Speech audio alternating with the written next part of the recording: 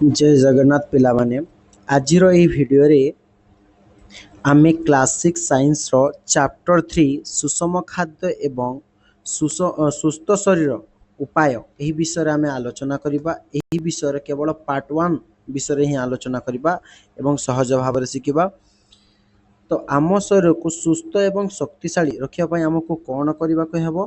तो तेबे एही वीडियो को संपूर्ण भाव रे देखंतु तमे जानिबा जे आम शरीर को आमे किपरि सुस्थ रखि पारिबा एवं किपरि शक्तिशाली रखि पारिबा। तो आमे कोन खाउ पिला माने तो एही पाठ रे आमे जानिबा जे आमे प्रतिदिन कोन खाउ काहीकि खाउ आ भिन्न भिन्न लोक माने भिन्न भिन्न प्रकार खाद्य काहीकि खाओ। जे तुमे प्रतिदिन कोन खाओ काहीकि खाओ और भिन्न भिन्न प्रकार खाद्य काहीकि खाओ एई विषय आमे जानिबा प्रथम बेले। तो ये सब जानिबा पूर्वरु आमे टिके देखि नबा जे खाद्य कोन बेले। तो खाद्य काहाकू कहिबा बेले खाद्य हेउची सही पदार्थ जहाकू खाई आमे आम शरीर को शक्ति एवं पोषण जोगाई थाए।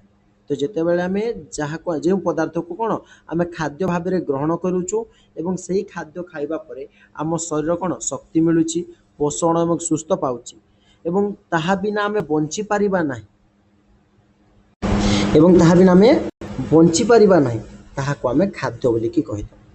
तो हमको खाद्यर आवश्यकता कौन पिले तो खाद्यर आवश्यकता अच्छी ना आम शरीर पाई जो जदि आम खाद्य न खाइबा कौन हम दुर्बल हो तेणु आम शरीर को शक्ति दिए खाद्य खाइले आमको शक्ति मिल शरीर वृद्धि हे आम छोट रू बड़ होचा ना पिला माने शरीर क्षतिग्रस्त अंशर मरामती हे आम कौन स्थान जदि कौन क्षत हो जाइछा से क्षत को पुणी थे ठीक करने आमको खाद्य निहाती जरूरी है। एवं खाद्य आउ कौन करिथाए आमको रोगरू सुरक्षा मिलता है रोगरू आमको सुस्थ एवं सक्रिय रखिबारे साहाय्य करे। एथिपाई आमको खाद्य निहाती जरूरी शक्ति मिलिबो वृद्धि मिल हेबो ए सब घटना घटिवा पाई ए सब कारण पाई आमको खाद्य दरकार ना पिला माने। तो बुझी पाइलो ना खाद्य काहाकू कहिबा एवं खाद्य आम शरीर पाई काहेकि आवश्यक रहिछि। एबे जानिबा जे आमे एही कार्य रे तुमे गोटे सप्ताह जेमति कि आमे गोटे सप्ताह रे कोन कोन खाउ से विषय रे देखिबा। तो जेमिति कि आमे पिले सोमवार दिन भात डाली तरकारी खाइला मंगलवार दिन रुटी तरकारी खाइलो बुधवार दिन भात माछ खाइलो गुरुवार दिन खिचड़ी खाइलो शुक्रवार दिन भात डाली साग खाइलो शनिवार दिन तुमे इडली सांबर खाइलो एवं रविवार दिन तुमे पूरी तरकारी ये सप्ताह रे तुमे सबुदिन कौन भिन्न भिन्न प्रकार खाद्य खाइल। तो आम ये सारणी रे कण बुझिला प्रतिदिन आम सब दिन ऑब्जर्वेशन कले जानी पारुछे जे आम सबुदिन एक प्रकार खाद्य खाऊना प्रतिदिन समान खाद्य खाऊछु कि समान खाद्य आम खाऊना प्रतिदिन अलग अलग खाद्य मैंने खाऊछु। तो प्रतिदिन भिन्न भिन्न खाद्य आम खाइला। तो समस्त खाद्य अभ्यास तो एक परि नुहे जे समस्ते से भाई खाइबे। तो जेमिति कि आम मनीष जेपरी खाद्य खाऊछु पशु पक्षी से भाई खाद्य खाइबे कि किए चोबाई चोबाई खाइले किए चाकू चाकू कर खाइबो किए डायरेक्ट गिली मध्य देबो। तो सेही भली आमे जदि देखिबा परिवार एवं स्थान पसंद अनुसार मध्य खाद्य खाद्य बदली जाए। आम परिवार तुमको जो खाद्य पसंद लागुथिबो होते तुमको इडली सांबर चाउमिन कौन ये सब खाद्य जदि तुमको पसंद लगुच बापा माँ से मना करेंगे से खा ना रे देह असुस्थ हो। तो किंतु पिला माननको कौन जंक फूड तो बेसी पसंद लगे। तो समस्त को परिवार समस्त वर्ग को समान खाद्य पसंद लगे ना एवं पसंद अनुसार खाद्य तुमको जदि कह आंटलाटिका को निया कह ए तू बरफ खाइबु कि रे तुम कौन कह जे एत थंडारे किए बरफ खाइबे कि से तुमको जदि राजस्थान मरुभूमि के थर मरुभूमि को नहीं जावा कहवा गरम गरम खाना खाइब। तो यही आमे पसंद मध्य बदली जाए स्थान अनुसार आमे गरम जगार ठंडा खाद्य खाइबा ठंडा जगार गरम खाद्य खाइबा एवं स्थान अनुसार ही खाद्य आमको पसंद लगी था। तो एबे जदि आमे आम सांग मानक सहित तुलना करबा पिले जदि तुम्हें तुम सांग मानक सहित कंपेयर करिवो सांग मानक सहित जतले कौन तो समस्त खाद्य व्यवस्था ठीक है कि तो सांग मानक सहित खाद्य तुलना कले देखा मिल अनेक लोक कौन खाली भात आउ डाली खाती अधिकांश लोक 80% लोक अधिकांश कौन भात आउ डाली खाती फल पनीपरिया खाती କିନ୍ତୁ କିଛି ଯେନ୍ 20% ଲୋକ ଥାଆନ୍ତି ସେମାନେ ତାଙ୍କର ଖାଦ୍ୟ ବ୍ୟବସ୍ଥା ଟିକେ ଅଲଗା ଥାଏ ନା ପିଲାମାନେ। ସୋ ପାର୍ଥକ୍ୟ କ'ଣ ପିଲେ? ଆମେ ପାର୍ଥକ୍ୟ କ'ଣ ଦେଖିବା ଯେ ସାଙ୍ଗମାନଙ୍କ ସହିତ କି ଆମେ ଲୋକଙ୍କ ସହିତ କେହି ମାଛ ଖାଆନ୍ତି, ତ ତୁମକୁ ଯଦି ମାଛ ପସନ୍ଦ ଲାଗୁନି ତୁମେ ଚିକେନ ଖାଉଛ, ତ ତୁମେ କେତେ ଲୋକ ମାଂସ ଖାଆନ୍ତି, କେତେ ଲୋକ ମାଛ ଖାଆନ୍ତି, କେହି କେହି ନିରାମିଷ ଖାଆନ୍ତି। ନିରାମିଷ ମାନେ ତାଙ୍କେ କୁହନ୍ତି ଯେ ଆମେ ଜୀବ ହତ୍ୟା କରିବୁ ନାହିଁ କି ଜୀବଙ୍କ ମାଂସ ଖାଇବୁ ନାହିଁ, ତ ସେମାନେ ନିରାମିଷ ଖାଆନ୍ତି। ଆଉ କେହି କେହି ତ ରୁଟି ଅଧିକ ଖାଆନ୍ତି। ତ ସ୍ଥାନ କାଳ ପାତ୍ର ଅନୁସାରେ ଖାଦ୍ୟ ମଧ୍ୟ ବଦଳିଯାଏ ନା ପିଲାମାନେ। ସୋ ବିଭିନ୍ନ ଅଞ୍ଚଳର ଖାଦ୍ୟ ଯଦି ଆମେ ଦେଖିବା, ଭିନ୍ନ ଭିନ୍ନ ଅଞ୍ଚଳରେ ଭିନ୍ନ ଭିନ୍ନ ଖାଦ୍ୟ ଖାଆନ୍ତି। ଯଦି ଭିନ୍ନ ଭିନ୍ନ ଅଞ୍ଚଳକୁ ଆମେ ଯିବା, ଭାରତ ହେଉଛି ଏକ ବିଶାଳ ଦେଶ ପିଲେ, ବହୁତ ବଡ଼ ଦେଶ ଏଠାରେ ପ୍ରତ୍ୟେକ ରାଜ୍ୟର ଲୋକମାନେ ଜଳବାୟୁ, ମାଟି ଚାଷ ଏବଂ ସଂସ୍କୃତି ସମ୍ପୂର୍ଣ୍ଣ ଭିନ୍ନ। ତେଣୁ ଯେତେବେଳେ ଜଳବାୟୁ ଆଉ ମାଟି ହିଁ ଭିନ୍ନ, ତେବେ ସେଥି ଅନୁଯାୟୀ ଖାଦ୍ୟ ମଧ୍ୟ ଭିନ୍ନ ଭିନ୍ନ ହୋଇଥିବ। ଆମେ ଯଦି କେତେ ରାଜ୍ୟର ଖାଦ୍ୟକୁ ଦେଖିବା, ଯେମିତିକି ଆମେ ଅନୁମାନ କରୁ ଓଡ଼ିଶାରେ ଅଧିକାଂଶ ଲୋକ କ'ଣ ଭାତ, ଡାଲି, ମାଛ, ପଖାଳ ଏସବୁ ଖାଆନ୍ତି। କିନ୍ତୁ ତୁମେ ଯେତେବେଳେ ପଞ୍ଜାବକୁ ଯିବ, ଏଇ ଭାତ, ଡାଲି, ମାଛ, ପଖାଳ ସେଠାରେ ଖାଆନ୍ତି ନାହିଁ। ସେଠାରେ ରୁଟି, ସରସୋ କା ଶାଗ, ଏ ରୁଟି ସହିତ ଶାଗ ବେଶୀ ଖାଆନ୍ତି ସେମାନେ।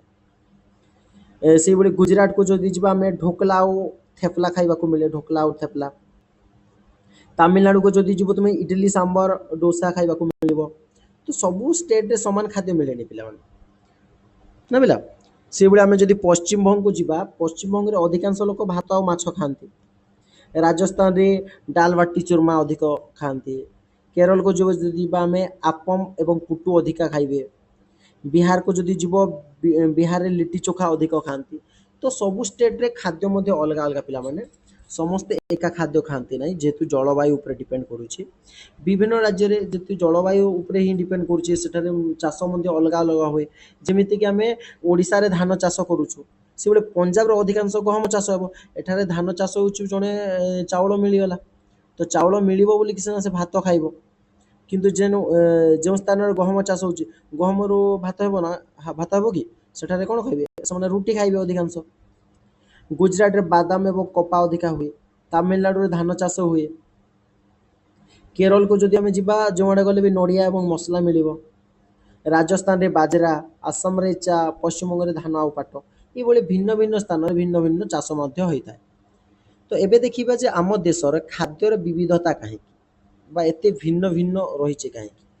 ଭିନ୍ନ ଭିନ୍ନ ରହିବାର କାରଣ ହେଉଛି ଜଳବାୟୁ।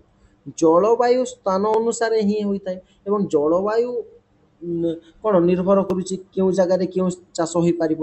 ଯଦି ମାଟି ମଧ୍ୟ ଭିନ୍ନ ଭିନ୍ନ ଥାଏ। କେଉଁଠି କୃଷ୍ଣ କାର୍ପାସ ମୃତ୍ତିକା ଥିବା ବେଳେ କେଉଁଠି କୃଷ୍ଣ କାର୍ପାସ ମୃତ୍ତିକା ରହୁଛି, ତ କେତେବେଳେ ମୋଟାଳ ମାଟି କେଉଁଠି ରହୁଛି, କେଉଁଠି ଦୋରସା ମାଟି ରହୁଛି। ଏଇଭଳି ମାଟି ଗୁଡ଼ିକ କ'ଣ ଅଲଗା ଅଲଗା ରହିଥାଏ। ଏଇ ମାଟି ଅନୁସାରେ ମଧ୍ୟ ଚାଷ ମାନେ ଭିନ୍ନ ଭିନ୍ନ ହୁଏ ପିଲାମାନେ। ଭିନ୍ନ ଭିନ୍ନ ଫସଲ ହେଉଛି, ସେଠାକାର ସଂସ୍କୃତି ମଧ୍ୟ ଭିନ୍ନ ଭିନ୍ନ, ପରମ୍ପରା, ଜୀବନ ଜୀବିକା ସବୁ କିଛି ଭିନ୍ନ ରହେ ପିଲେ। ତ ଏଠି ଆମେ କ'ଣ ମନେ ରଖିବା ପିଲାମାନେ, ଯେ ଖାଦ୍ୟ ଆମ ଜୀବନ ପାଇଁ ଅତ୍ୟାବଶ୍ୟକ। ଆମେ ଯେଉଁ ସ୍ଥାନରେ ବି ରହୁ, କିନ୍ତୁ ଖାଦ୍ୟ ହେଉଛି ଆମ ପାଇଁ ନିହାତି ଜରୁରୀ। ସମସ୍ତେ ସମାନ ଖାଦ୍ୟ ଖାଆନ୍ତି ନାହିଁ, କେହି ଅଧିକ ଖାଆନ୍ତି ତ କେହି କମ୍ ଖାଆନ୍ତି। ଦେଖିଥିବ କିଛି କିଛି ଲୋକ ପୁରା ଦେଖିବାକୁ ପତଳା ଥାଆନ୍ତି, ଆଉ ସେମାନେ ପୁରା ଅଧିକ ମାତ୍ରାରେ ଖାଦ୍ୟ ଖାଆନ୍ତି। ତୁମେ ଭାବୁଥିବ ଯେ ଏଇ ପତଳା ବ୍ୟକ୍ତିଟି ଖାଇପାରିବ ନାହିଁ, କିନ୍ତୁ ସେ ଯେତିକି ଖାଦ୍ୟ ଖାଇବ ତୁମେ ସେତିକି ଖାଇପାରିବ ନାହିଁ। କିନ୍ତୁ କେତେବେଳେ ଦେଖିଥିବ କିଛି ଲୋକମାନେ କହନ୍ତି, ମୁଁ ଆଜି ମୋତେ ଦେହ ଭଲ ନାହିଁ, ତେଣୁ ମୁଁ ଆଜି କମ୍ ଖାଦ୍ୟ ଖାଉଛି। ଆଉ ସେ କହୁଥିବ, ଆଜି ପିଲାମାନେ ମୁଁ 100ଟି ରୁଟି, 5 କେଜି ଚିକେନ ଏତିକି ନ ଖାଇପାରିବି କାରଣ ମୋ ଦେହ ଅସୁସ୍ଥ ଅଛି। ତ ସେ କ'ଣ ଏଠାରେ ଆମକୁ ଟିକେ କ'ଣ ହସ ଲଗେଇବା ନା, ଯେ 100ଟି ରୁଟି 5 କେଜି ଖାଉଛି ଆଉ ପୁଣି କହୁଛି ଯେ କମ୍ ଖାଉଛି। ଯଦି ଆମେ କହିବା, ତ ଇଏ ଗୋଟେ କ'ଣ କୁମ୍ଭକର୍ଣ୍ଣ ଠାରୁ କମ୍ ହେବ କି? ଯେମିତି କୁମ୍ଭକର୍ଣ୍ଣ ଗୋଟେ ଶୋଇବ ଅଧିକ ସମୟ ଆଉ ଖାଇବ ଅଧିକ ସମୟ, ଅଧିକ ଖାଏ। ସେତେବେଳେ ଆମେ ଭାରତରେ ଯଦି ଆମେ ଭିନ୍ନ ଭିନ୍ନ ସ୍ଥାନକୁ ଯିବା, ଭିନ୍ନ ଭିନ୍ନ ଲୋକମାନେ ତ ଦେଖାଯିବେ। ସେମାନେ ସମସ୍ତେ ତ କେହି କମ୍ ଖାଆନ୍ତି ତ କେହି ଅଧିକ ଖାଆନ୍ତି। କେତେ ଲୋକ ମୋଟା ଦେଖାଯାଉଥିବେ କିନ୍ତୁ କମ୍ ଖାଉଥିବେ। ତ ଖାଦ୍ୟ ଶରୀର ଉପରେ ନିର୍ଭର କରେ ନାହିଁ ବୋଲେ ପତଳା ଲୋକ ବି ଅଧିକା ଖାଇପାରିବ, ମୋଟା ଲୋକ ବି କମ୍ ଖାଇପାରିବ। ତ ଭାରତର ବିଭିନ୍ନ ରାଜ୍ୟରେ ଭିନ୍ନ ଭିନ୍ନ ଖାଦ୍ୟ, ଭିନ୍ନ ଭିନ୍ନ ଫସଲ ମଧ୍ୟ ଆମକୁ ଦେଖିବାକୁ ମିଳିବ। ସୁସ୍ଥ ରହିବା ପାଇଁ ସନ୍ତୁଳିତ ଏବଂ ପୌଷ୍ଟିକ ଖାଦ୍ୟ ଆମକୁ ନିହାତି ଜରୁରୀ ପିଲାମାନେ। ଏବଂ ଭିନ୍ନ ଭିନ୍ନ ଅଞ୍ଚଳରେ ଭିନ୍ନ ଭିନ୍ନ ଖାଦ୍ୟ ମଧ୍ୟ ମିଳିଥାଏ। ତ ଦେଖିବା ଯେ ଏହି ସାରଣୀରେ ଆମେ ଭାରତର ରାଜ୍ୟରେ କେଉଁ ସ୍ଥାନୀୟ ସ୍ଥାନରେ ପାରମ୍ପରିକ ଖାଦ୍ୟ ପାନୀୟ ବିଷୟରେ ଜାଣିବା। କେଉଁ ରାଜ୍ୟର ମାଟି, ଜଳବାୟୁ, ଚାଷଭୂମି, ସେଠାକାର ଖାଦ୍ୟ ଏବଂ ଭିନ୍ନ ଭିନ୍ନ ଏସବୁ ବିଷୟରେ ଆମେ ଏଠି ଧ୍ୟାନ ଦେବା ପିଲାମାନେ। ସୋ ଅନ୍ୟ କେତେକ ରାଜ୍ୟର ଉଦାହରଣ ଯଦି ନେବା, ଆମେ ଯଦି ତାମିଲନାଡୁର କଥା ଦେଖିବା ପିଲେ, ତାମିଲନାଡୁରେ ଅଧିକାଂଶ ଧାନ ଆଉ ନଡ଼ିଆ ଚାଷ ହୁଏ। ଆଉ ସେଠାରେ ଖାଆନ୍ତି କ'ଣ, ଇଡିଲି, ଦୋସା, ସାମ୍ବର। ଚାଉଳରେ ତ ଇଡିଲି ଦୋସା ହେଇଯିବ, ସାମ୍ବର ହେଇଯିବ। କେରଳରେ ଯଦି ଯିବା ଆମେ, ଧାନ ଏବଂ ନଡ଼ିଆ ମସଲା ବେଶୀ ହୋଇ ଚାଷ। ଏ ଜାଗାରେ ଆପମ ଆଉ ପୁଟୁ ଖାଉଛନ୍ତି ଅଧିକା। ଗୁଜରାଟରେ ଚାଷ କ'ଣ ହେଉଛି, ବାଜରା ଆଉ ଗହମ। ଏ ସ୍ଥାନରେ ଢୋକଲା ଆଉ ଥେପଲା ବେଶୀ ଖାଆନ୍ତି। ସେଇଭଳି ଆମେ ଯଦି ରାଜସ୍ଥାନକୁ ଯିବା ପିଲାମାନେ, ରାଜସ୍ଥାନରେ କ'ଣ ବାଜରା ଚାଷ ଆଉ ଗହମ ଚାଷ ହେଉଛି। ତ ଏ ସ୍ଥାନରେ ଅଧିକ ମାତ୍ରାରେ କ'ଣ ଖାଆନ୍ତି, ଡାଲ ବାଟି ଚୁର୍ମା। ପଶ୍ଚିମବଙ୍ଗରେ ଧାନ ଚାଷ ହେଉଛି, ଏଠାରେ ଭାତ ଆଉ ମାଛ ବେଶୀ ଖାଉଛନ୍ତି। ତ ସେଇଭଳି ସମସ୍ତଙ୍କ ସ୍ଥାନରେ କ'ଣ ଖାଦ୍ୟପେୟ ତାଙ୍କର ଅଲଗା ଅଲଗା ହୋଇଥାଏ ପିଲାମାନେ। ତ ଆମ ଦେଶରେ ଭିନ୍ନ ଭିନ୍ନ ରାଜ୍ୟର ପାରମ୍ପରିକ ଖାଦ୍ୟର ବିବିଧତା କାହିଁକି ଦେଖାଯାଏ? ତ ଏସବୁ କ'ଣ ଜଳବାୟୁ ଉପରେ ନିର୍ଭର କରିଥାଏ ପିଲା।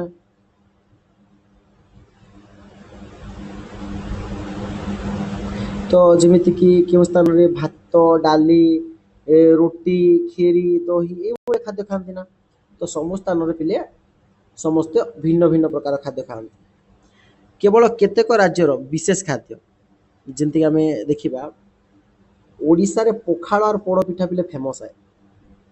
ପଞ୍ଜାବରେ ସୋରଷ କାସାଙ୍ଗ ଆଉ ଲସି, କର୍ଣ୍ଣାଟକରେ ମାଣ୍ଡିଆ ମୁନ୍ଦି, ମଣିପୁରକୁ କାଂସୋଇ, ଗୁଜରାଟରେ ଢୋକଲା, ରାଜସ୍ଥାନରେ ଡାଲ ବାଟି ଚୁରମା, ଏସବୁ ଖାଦ୍ୟ ଗୁଡ଼ିକ ସେଠାରେ ଫେମସ୍ ପିଲାମାନେ। ସୋ ପାରମ୍ପରିକ ଖାଦ୍ୟ ଏବଂ ସ୍ଥାନୀୟ ଫସଲ ମଧ୍ୟରେ ସମ୍ପର୍କ କ'ଣ ଅଛି ପିଲାମାନେ ଦେଖିବା। ତ କୌଣସି ରାଜ୍ୟରେ ଯେଉଁ ଫସଲ ଅଧିକ ଚାଷ ହୁଏ, ସେହି ଫସଲରୁ ସେହି ରାଜ୍ୟର ପାରମ୍ପରିକ ଖାଦ୍ୟ, ଯେଉଁ ସ୍ଥାନରେ ଯେଉଁ ଫସଲ ଅଧିକ ମାତ୍ରାରେ ହେଉଛି, ସେହି ଖାଦ୍ୟକୁ ଦେଖିକି ସେହି ରାଜ୍ୟର ପାରମ୍ପରିକ ଖାଦ୍ୟ ପ୍ରସ୍ତୁତି କରାଯିବ। ଯେପରି ଓଡ଼ିଶାରେ ଧାନ ଅଧିକ ଚାଷ ହୁଏ ପିଲାମାନେ, ଓଡ଼ିଶାରେ ଅଧିକା ଧାନ ଚାଷ ହେଉଛି, ତେଣୁ ଏଠାରେ ଅଧିକାଂଶ ଲୋକ କ'ଣ ଭାତ ଖାଉଛନ୍ତି। ପଞ୍ଜାବରେ ଅଧିକ ଗହମ ହେଉଛି, ତ ସେଠାରେ କ'ଣ ଅଧିକ ରୁଟି ଖାଇବେ। କର୍ଣ୍ଣାଟକରେ ମାଣ୍ଡିଆ ହେଉଛି, ତେଣୁ ମାଣ୍ଡିଆ ମୁଦ୍ଦେ ଖାଆନ୍ତି। ତ ଯେଉଁ ଅଞ୍ଚଳରେ ଯେଉଁ ଚାଷ ଯେତିକି ମାତ୍ରାରେ ଅଧିକ ହେଉଛି, ସେହି ଚାଷ ଅନୁସାରେ ସେଠାକାର ପାରମ୍ପରିକ ଖାଦ୍ୟ ଗୁଡ଼ିକ ପ୍ରସ୍ତୁତି କରାଯାଇଥାଏ।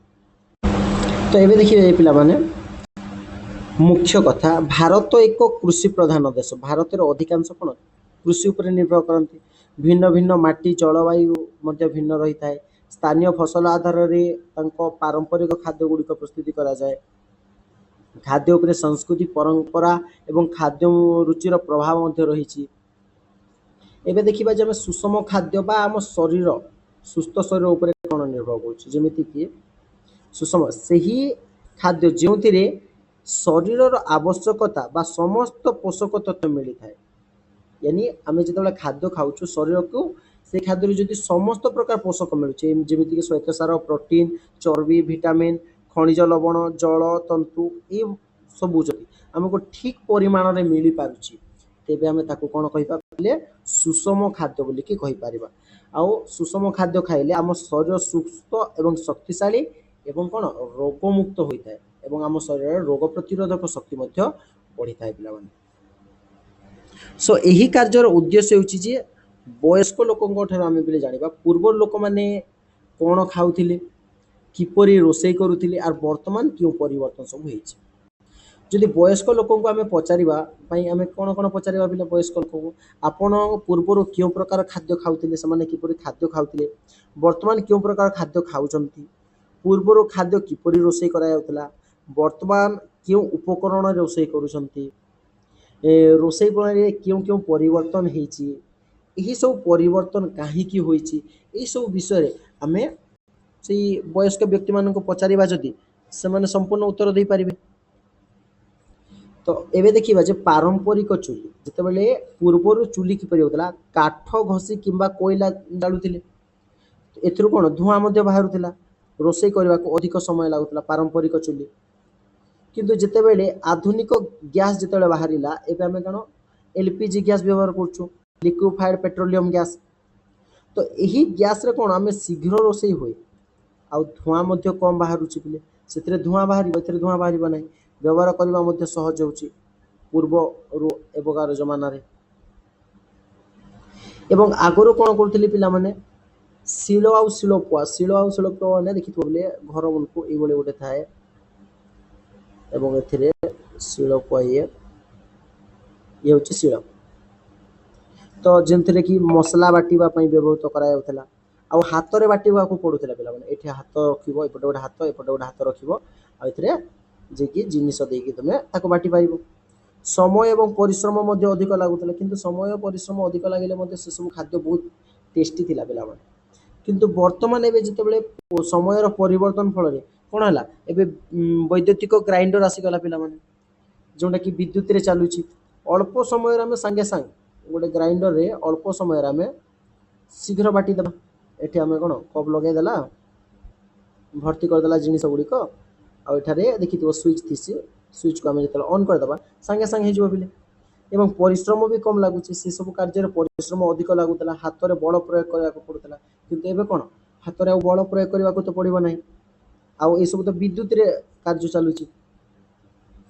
ସମୟ କ୍ରମେ ରୋଷେଇ ଉପକରଣ ମଧ୍ୟ ପରିବର୍ତ୍ତିତ ହୋଇଯାଉଛି ପିଲେ। ତ ଦେଖିଲା ଯେ ଆମେ ଏଠି ଚୁଲି ବଦଳରେ ଆମେ ଗ୍ୟାସ୍ ଚୁଲା ବ୍ୟବହାର କଲା, ଶିଳପୁଆ ବଦଳରେ ଆମେ ବିଦ୍ୟୁତ ଗ୍ରାଇଣ୍ଡର, କାଠ ବଦଳରେ LPG ଗ୍ୟାସ୍ ବା ବିଦ୍ୟୁତ ଇଣ୍ଡକ୍ସନ ଚୁଲା ଗୁଡ଼ିକ ବ୍ୟବହାର କରୁଛୁ। ଅଧିକ ସମୟ ଏବଂ ଏଠାରେ ଅଧିକ ସମୟ ଲାଗୁଥିଲା, କିନ୍ତୁ ଏ ପ୍ରକାର କାର୍ଯ୍ୟରେ କମ୍ ସମୟ ଲାଗୁଛି, ସମୟର ମଧ୍ୟ ବ୍ୟବଧାନ ଦେଖାଦେଉଛି। ତ ଏବେ ଆମେ ଯଦି ସାକ୍ଷାତକାରରୁ କ'ଣ ଜାଣିବାକୁ ମିଳିଲା ପିଲେ, ତ ବୟସ୍କ ଲୋକଙ୍କ ସହ କଥାବାର୍ତ୍ତା ହୋଇ ଜଣାପଡ଼ିଲା ଯେ ସମୟ ସହିତ ଖାଦ୍ୟର ଅଭ୍ୟାସ, ରୋଷେଇ ପ୍ରଣାଳୀରେ ବହୁତ ପରିବର୍ତ୍ତନ ଦେଖାଦେଇଛି। ପୂର୍ବରୁ କ'ଣ ହେଉଥିଲା ପିଲାମାନେ, କାଠ ଚୁଲିରେ ରୋଷେଇ କରାଯାଉଥିଲା, ଶିଳ ଶିଳପୁଆ ମସଲା ବଟା ଯାଉଥିଲା, ରୋଷେଇରେ ଅଧିକ ସମୟ ଲାଗୁଥିଲା, ପରିଶ୍ରମ କରିବାକୁ ପଡ଼ୁଥିଲା, ଧୂଆଁ ମଧ୍ୟ ହେଉଥିଲା। କିନ୍ତୁ ଯଦି ଆମେ ବର୍ତ୍ତମାନକୁ ଦେଖିଲା, ବର୍ତ୍ତମାନରେ କ'ଣ ହେଲା ପରିବର୍ତ୍ତନ ପିଲାମାନେ, ଗ୍ୟାସ୍ ଚୁଲା, ଇଣ୍ଡକ୍ସନ ଚୁଲା, ମାଇକ୍ରୋୱେଭ୍ ଏସବୁ ବ୍ୟବହାର କରୁଛୁ ଆମେ। ବିଦ୍ୟୁତ ଗ୍ରାଇଣ୍ଡର, ମିକ୍ସଚର ମସଲା, ଏଥିରେ ଆମେ ମସଲା ପ୍ରସ୍ତୁତି କରିଦେଉଛୁ। କମ୍ ସମୟରେ ରୋଷେଇ ହେଇଯାଉଛି, ଧୂଆଁ କମ୍ ହୁଏ ଏବଂ କାମ ମଧ୍ୟ ସହଜ ହେଉଛି। ତ ଆଗର ସମୟରୁ ଏଇ ସମୟରେ କ'ଣ ବହୁତ ବଡ଼ ପରିବର୍ତ୍ତନ ହେଇଯାଇଛି ନା ପିଲାମାନେ। ସୋ ଏବେ ରୋଷେଇ ଏବଂ ପେଶିବାର ଅନ୍ୟ ଉପାୟ ଗୁଡ଼ିକ ଜାଣିବା ପିଲେ। ରୋଷେଇ ପାଇଁ ଆମେ ଯେମିତି LPG ଗ୍ୟାସ୍, ଇଣ୍ଡକ୍ସନ ଚୁଲା, microwave oven, solar cooker, pressure cooker, ये सब कौन आम रोषे कार्य व्यवहार होना पे। पेशिवा आम कौन करुच, पेशिवा mixture grinder, food processor, blender, ये सब जिनस गुड़िक आम व्यवहार करुचु। रोषे प्रणाली कहीं बदली पिले, तो आगर जमानार आबे कौन परिवर्तन है, वैज्ञानिक एवं वैषयिक विकास। जो वैज्ञानिक मान वैषयिक विकास भाव जो उन्नति है, से विभिन्न विभिन्न पदार्थ गुड़िक सृष्टि कले, आधुनिक जंत्रपातिर व्यवहार कले, ये सब उन्नत परिवहन व्यवस्था एवं उत्तम जोगाजोग ही रोषे प्रणाली परिवर्तन हो गला ना पिला माने। समय मध्य संचय होउची, जीवन शैली आमर बहुत बड़ परिवर्तन आसीगला पिला माने। तो पिला माने आज पार्ट 1 रे आमे सुषम खाद्य विषय मौलिक ज्ञान शिखिलु। तो आमे पार्ट 2 रे आमे जानिबा जे सुस्थ शरीर पई किपरि खाद्य और अभ्यास दरकार हेबो से विषय आमे जानिबा। तो पिला माने जदि भिडियोटी भल लागितिले चैनल टी को लाइक, शेयर एवं सब्सक्राइब करंतु। धन्यवाद। पुणी थरे पार्ट 2 रे देखाबा पिला माने। जय जगन्नाथ पिला माने।